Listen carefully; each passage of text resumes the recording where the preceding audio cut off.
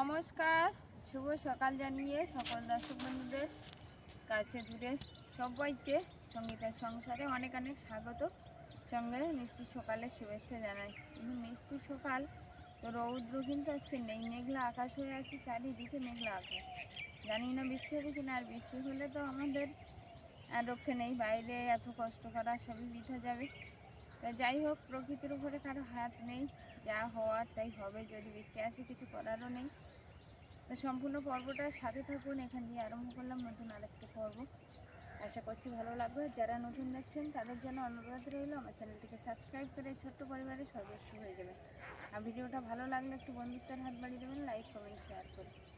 তো এখন বাড়ির দিকে যাব, বাড়ির কাজে হাত দেবো। বাড়িতে প্রচুর কাজ, সকালবেলা বিশেষ করে তো প্রচুর কাজ থাকেই। এবারে ভিয়া সকাল সকাল ওঠে না, ও একটু বেলাতে ওঠে বলে আরও একটু পারা, মানে ওই সময়টাও অনেকটা কাজ করে নি। তো এখন বাড়ির দিকে যাব, চলো বাড়ির দিকে যাওয়া যাক।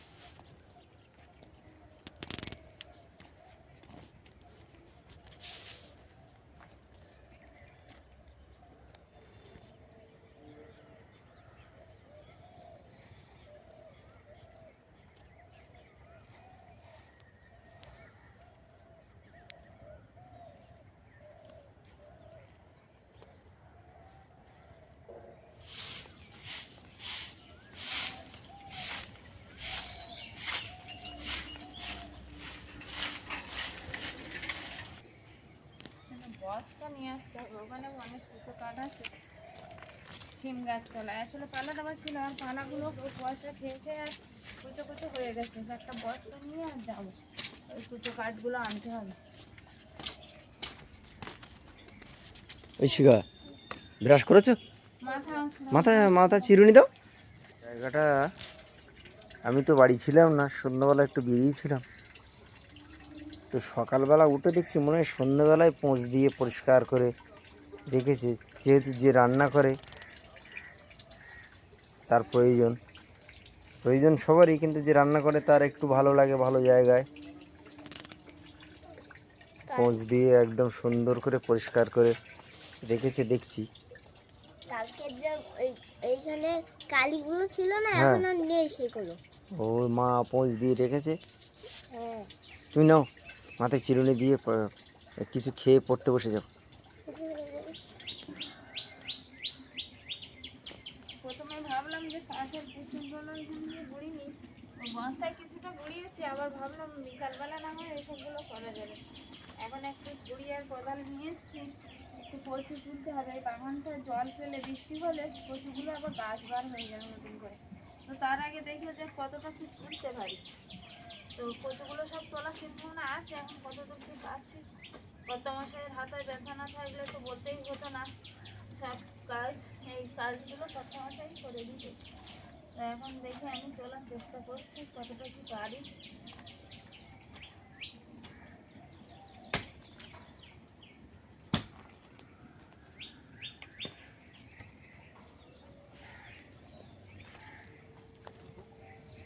কচু হয়তো অল্প হয়েছে, কিন্তু বেশ সাইজের হয়েছে। দেখো একটা ঝাড় তুললাম, না পুরো কুপিয়ে যায় নাকি? হ্যাঁ, এক মাথাতে ফিনিশ করে যেতে হবে।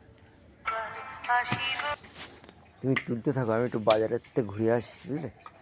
আমাকে আবার বেরোতে হবে, তাই আমি বাজারটা করে এনে দিই, ততক্ষণে রান্নার ব্যবস্থাটা হয়ে থাক।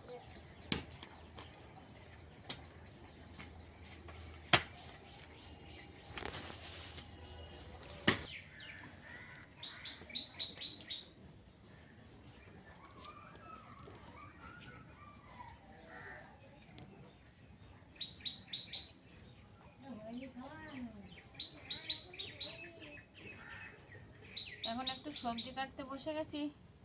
বাগান থেকে কিছুটা কচুরমুখী তুলেছি, সবটা একদিনে তোলা হয়নি। ভাবছিলাম বৃষ্টি হবে হয়তো, কিন্তু রৌদ্রের ছটা বার হয়েছে দেখছি এখনো বেশি। আর এখন এই একটু গাছের কলা ফেলে দিয়েছে করতে বসে, তো কলা কাটছি। আর বাড়িতে উচ্ছে ছিল, বুঝতে পারিনি হেলাঞ্চি শাকও তুলে এনেছে দেখছি করতে বসে। তো হেলাঞ্চি শাক আর দেবো না, উচ্ছে দিয়ে কলা দিয়ে একটা শুক্তো হবে, আর কচুমুখী তোলার সময় কিছুটা কচু কেটে গেছিল কোদালের ধার লেগে, তো সেই কাটা কচুমুখিগুলো নিয়ে নিয়েছি। কচুমুখি একটু কেটে নেব। বাজার থেকে মাছ নিয়ে এসে মাছ দিয়ে কচু রান্না হবে। তো দেখাচ্ছি কি মাছ। কলাটা কেটে আগে জলে দিয়ে দেবো আঠাটা ছাড়ার জন্য ভালো।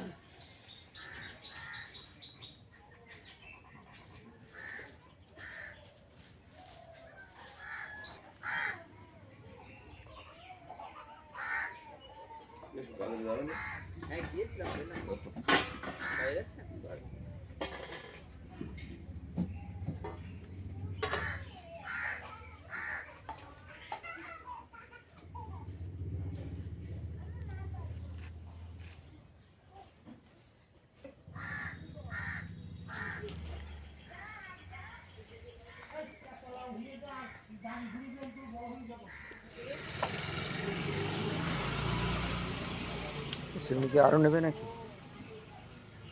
কি জানি বুঝতে পারছি না, নেওয়া লাগবে না।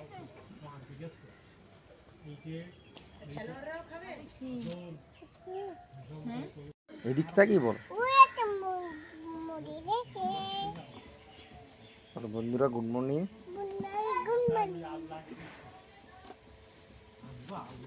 এসছে তো মাছগুলো এখনো বার করা হয়নি। মাছগুলো এবার বার করবো, বার করে আর কেটে নেব। তো দুটো প্লাস্টিক দেখছি, দুটো প্লাস্টিকে মাছ আছে। তো কি কি মাছ আছে দেখা যাক।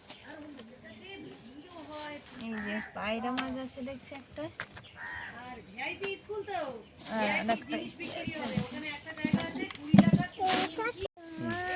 কি মাছ এটা?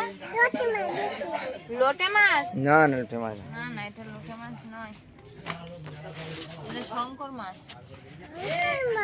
হ্যাঁ, এটা শঙ্কর মাছ।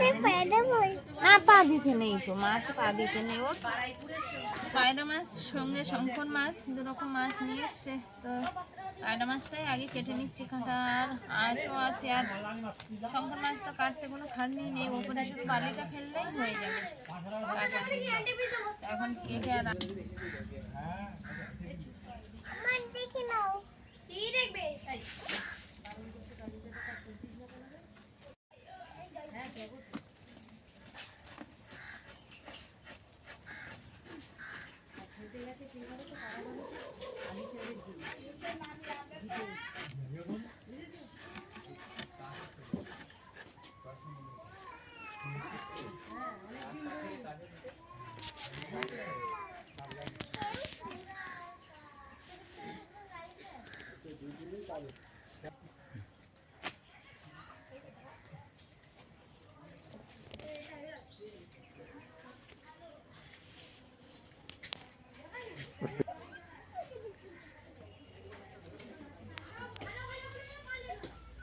কি খেয়েছো অলিভিয়া?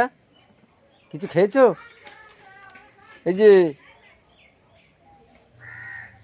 সকালবেলা কি খেয়েছো?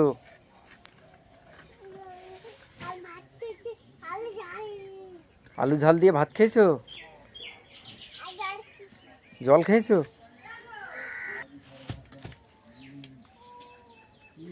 হয়ে গেছে সবজি মাছ সব কাটা। এবার ধুয়ে নিয়ে আসবো রান্নার জন্য। আয় কি বলো তো, তোমার ছবি দেখে বলো আই আম। হ্যাঁ, তারপর হর্ষইতে হর্ষই কোনটা? ইঁদুর, ইঁদুর কোনটা? হ্যাঁ ইঁদুর। তারপর দীর্ঘ হইতে ঈগল পাখি। হ্যাঁ ঈগল পাখি। রস হইতে উট, উট কোনটা? না না, উট উট উট এইটা না, এইটা উট, এইটা উট কোনটা? উট, হ্যাঁ উট। তারপরে দুর্ঘ হাতি, হাতি হ্যাঁ। কাঠবিড়ালি কই? হ্যাঁ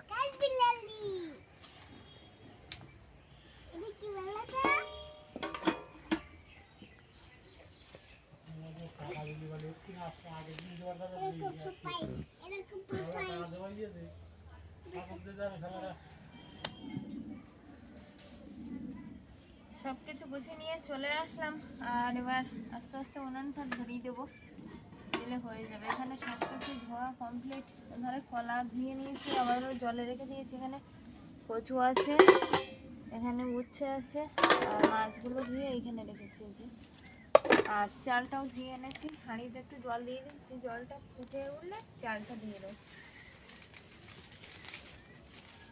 নারকেল পাতা একটু এই কদিন পোড়াচ্ছি তো খুব কালি হচ্ছে, কারণ নারকেল পাতা পোড়ালে একটু কালি হয় বেশি। তো আজকের এই পাতাগুলো পোড়ালে নারকেল পাতা পাতা তো শেষ হয়ে যাবে।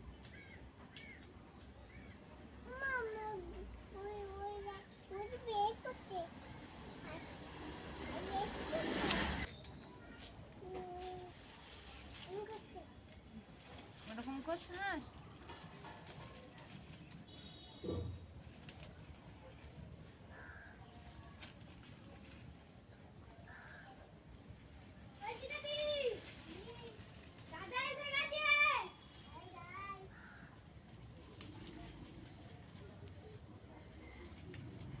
ওটা ফুটবল খেলছে।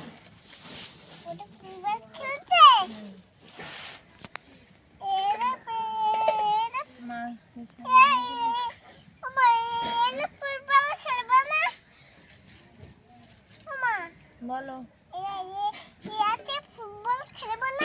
কোনটা? না, ও পরে খেলবে। হ্যাঁ, পরে খেলবে। কোনটা? কোনটা?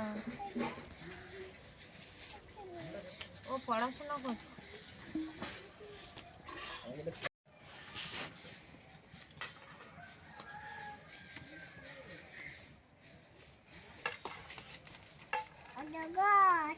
অজগর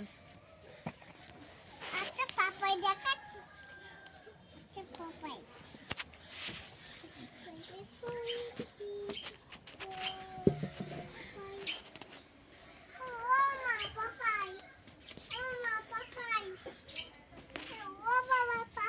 আজ ঠিক আছে, ঠিক আছে, তুমি পড়াশোনা করো, তাহলে আমি চলে যাচ্ছি, কিন্তু দুষ্টুমি করবে না, হ্যাঁ? মা রান্না করবে, এখানে মায়ের দ্বারা বসে থাকবে। কোথায় যাচ্ছ? ও, মাস্টারমশাই এসে গেছে? যাও। বোর্ড নিয়েছো? বোর্ড, আঁকার আঁকার বোর্ড? কেন? আচ্ছা, যাও।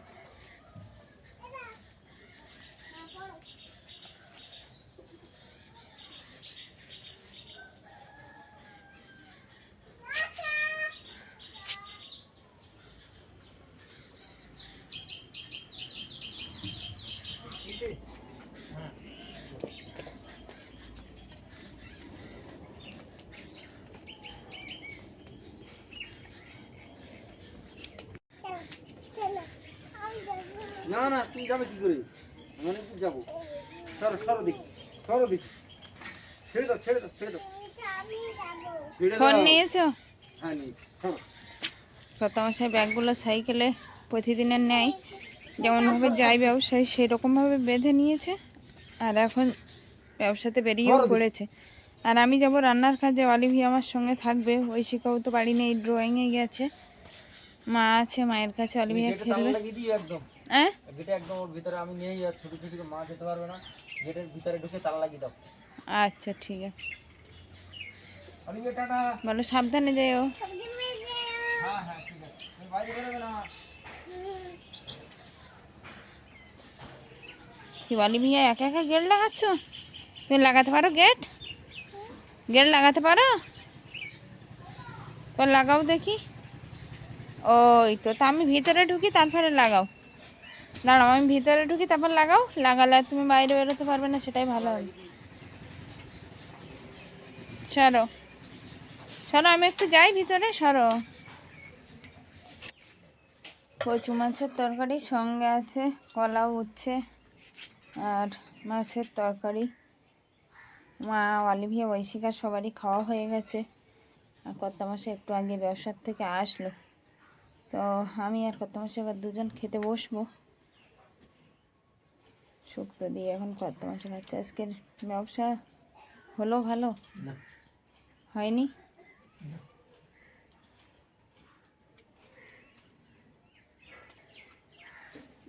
চলছে। রোজা চলছে বলে কি আর করা যাবে, সব দিন তো আর সমান হবে না। দোকানপাট বন্ধ আছে না এমনি খোলা আছে, বেচাকেনা নেই? আছে, অনেক দোকান বন্ধ। বন্ধ? এই রোজা চলছে, এখন তো বন্ধ থাকবে। ঠিক আছে, খেয়ে নাও, অনেকটাই বেলা গড়িয়ে গেছে। আস্তে আস্তে হ্যাঁ বসবো।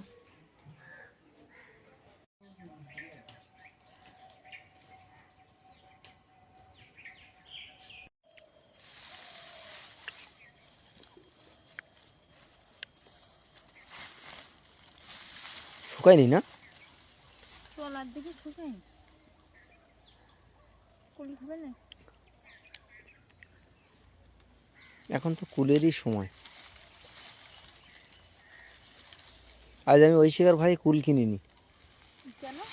আগে দুদিন ওই কুল এনেছি, কাঁচা কুল হরদম খেয়ে কাশি বাদিয়েছে। আমি আর এইগুলো নিয়ে যাবো বলে এসেছিলাম, তো দেখো আমাদের নিচের দিকে মানে পাতিগুলো কাঁচা আছে, আর এক দু রোদ মনে হয় লাগবে। বাড়িতে নারকেল পাতাগুলো সব পোড়ানো হয়ে গেছে, আর পাতি যা নিয়ে গেছিলাম অর্ধেকটা পোড়ানো হয়েছে, আর অর্ধেকটা আছে, তো এইগুলো কালকের দিকে নিয়ে যাবো।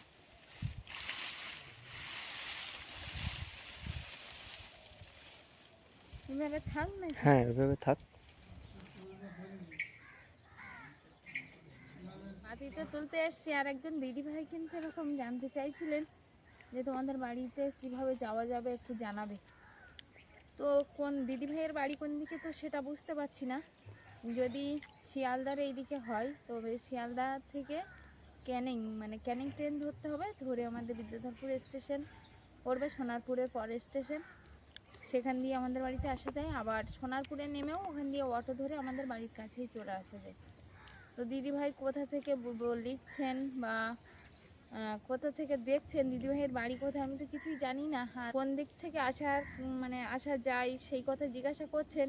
ফোন তো করলেই জানিয়ে দেওয়া যাবে যে কোথায় নামলে সুবিধা হবে, কোন টাইমে আসছে, সেরকম একটা হ্যাঁ, সুবিধার তো ব্যাপার আছে। দিদিভাই যদি জানান ফোনে বা যেভাবে হোক মানে কমেন্টে লিখে যে কোন জায়গা থেকে বলছেন দিদিভাই, তাহলে আমাদের বলতে সুবিধা হবে।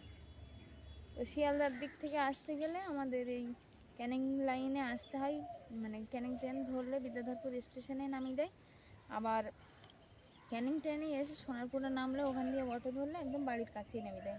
স্টেশনে নামলে একটু হাঁটতে হয়, আর এই অটো থেকে আসলে আমাদের বাড়ির কাছেই নামিয়ে দেয়। আর এরপর আরেকজন দর্শক বন্ধুর কথাও আমাদের উল্লেখ করতে হবে, যেটাই ভুল হয়েছে আর কি।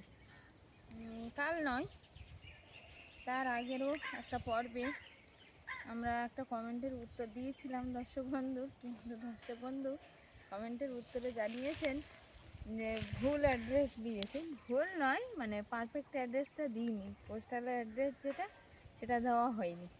মানে উনি পুরো ঠিকানাটা জানতে চাইছিলেন, তো আমি তো বুঝতে পারিনি, আমি শুধু জায়গাটার নাম উল্লেখ করেছি আর থানাটার নাম বলেছি। তো পোস্টাল অ্যাড্রেস যেটা সেটা কত মাসের মুখ থেকে শোনা যাবে, আমার থেকে ভালো বলতে পারবে কত কেন মাসে। ওইভাবে শুনে তার হয় লিখে দিতে হবে, না হলে তোমার হোয়াটসঅ্যাপে পাঠিয়ে দিতে হবে, এই তার বেশি না তো। তাই হবে হ্যাঁ না, দিদি ভাই। দাদা ভাই গোপাল দাস লেখা ছিল না? ও তা হবে হয়তো, আমি দেখিনি, হ্যাঁ, আমি তো অনেক রাত্রি করে বাড়ি ফিরছি আমার। অ্যাড্রেসটা চাইছিলেন, আর এভাবে দিতে ভুলও করলাম। তো আমাদের মানে পুরো যে আমাদের গ্রামের নাম হচ্ছে মানে ভিলেজ মাতসার, তাই তো? মাতসার বিদ্যাধরপুর, মাতসার বিদ্যাধরপুর, থানা পোস্ট অফিস সোনারপুর। হ্যাঁ, থানা আর পোস্ট অফিস সোনারপুর, জেলা তো সাউথ 24 পরগনা। আর এটা পঞ্চায়েত এরিয়া, সোনারপুর 2 নম্বর গ্রাম পঞ্চায়েত। হ্যাঁ ওটাই এটাই হচ্ছে ঠিকানা। আমাদের পারফেক্ট ঠিকানাই এটাই। আরও কিন্তু ল্যান্ডমার্ক একটা আছে, মাতসার নবশক্তি সংঘ, একদম ক্লাবের পাশেই হ্যাঁ আমার বাড়ি। নিয়ার ওটা তো, মানে এটা পুরোটা এরকমভাবে জানানো হয়নি। দাদাভাই জিজ্ঞাসা করছিল যে মানে পোস্টাল অ্যাড্রেসটা দাওনি তো, তোমরা যেটা দিয়েছো ওটা ভুল বললে, মানে গ্রামের নাম বলছিল যে জায়গাটার নাম কি পারফেক্ট, তোমরা বিদ্যাধরপুরটা অনেকটাই সত্যিই তাই। তো ওটাই যে আমাদের এটা গ্রামের নাম হচ্ছে মাতসা, আর নিয়ার নবশক্তি সংঘ ক্লাব, ওটাই দেওয়া হয় আমাদের। তো যাই হোক, সারাদিনের কাজকর্মের পর এই নিতে এসেছিলাম হোগলাগুলো, কিন্তু তলার দিকে একটু ভিজে ভাব থাকায় আর নিয়ে যাচ্ছি না, এখানেই শেষ করছি। দেখা হচ্ছে নতুন একটা ব্লগে। ততক্ষণের জন্য আপনারা ভালো থাকবেন, সুস্থ থাকবেন, নিজেদের যত্ন নেবেন। নমস্কার।